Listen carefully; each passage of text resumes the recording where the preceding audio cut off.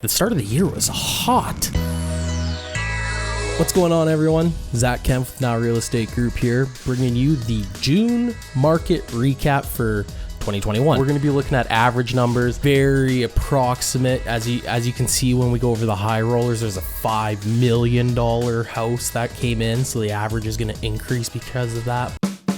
The average selling price for all residential in the Greater Edmonton area was $398,000. That's down compared to last month by almost 1%. We're at 0.8%. We're starting to hit that peak. And when I go over the MLS HPI, you're going to see that we got really hot and we're starting to teeter off, which is good if you're a buyer. The average single family price was $472,000.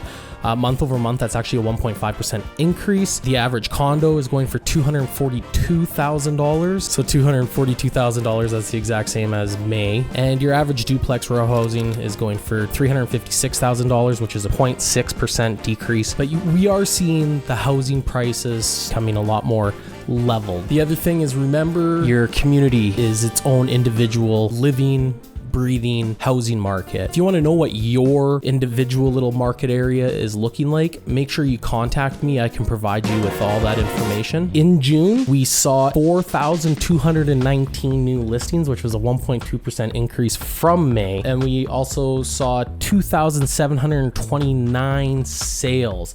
Now that's down 0.3%, but we are still in a seller's market. If we take the 2,729 divided by 4,219, we're gonna get a big old long number down here. Times that by 100, you're gonna get 64.68. So if you want to round up, we're at 65%. That's a good indication that we're in a seller's market. But this is where June's getting a little funky. We're in a seller's market, but I am seeing a lot of price reductions coming on.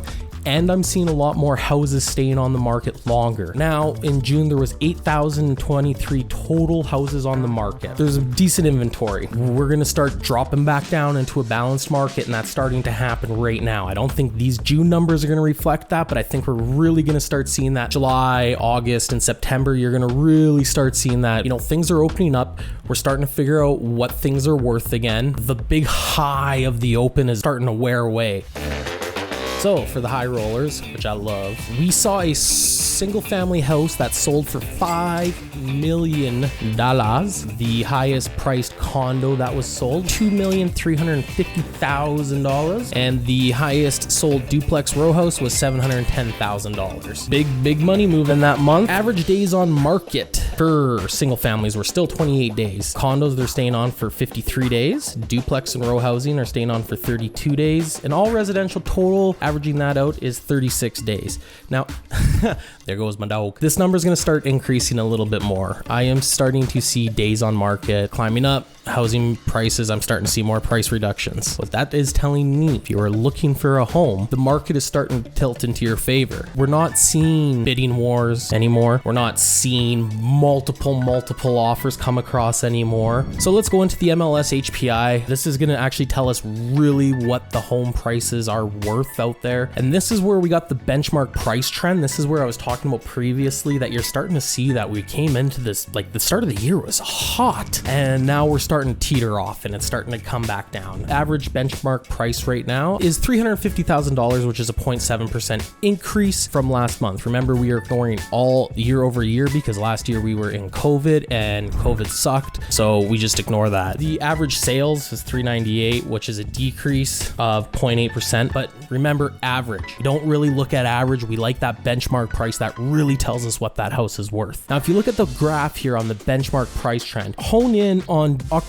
November, December of 2020, you could see where pricing was then.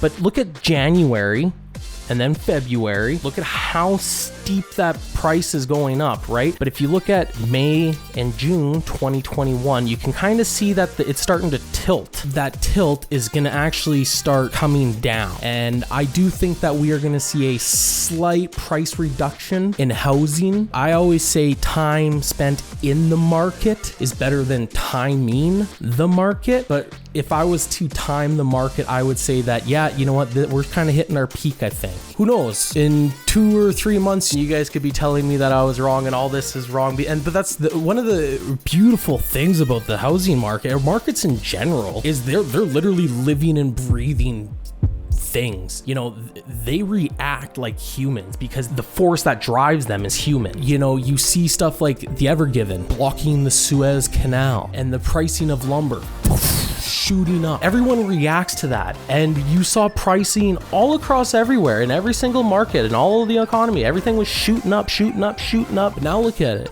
Everything's starting to come down. My price of Bitcoin coming down. It sucks. I'm not planning on selling it. It's awesome as a buyer. I love it. I'm gonna keep on buying it. The housing market is reactionary. A lot of people are going back to their office jobs. It's becoming more normal. And so I don't think that housing prices are gonna be continuing to skyrocket.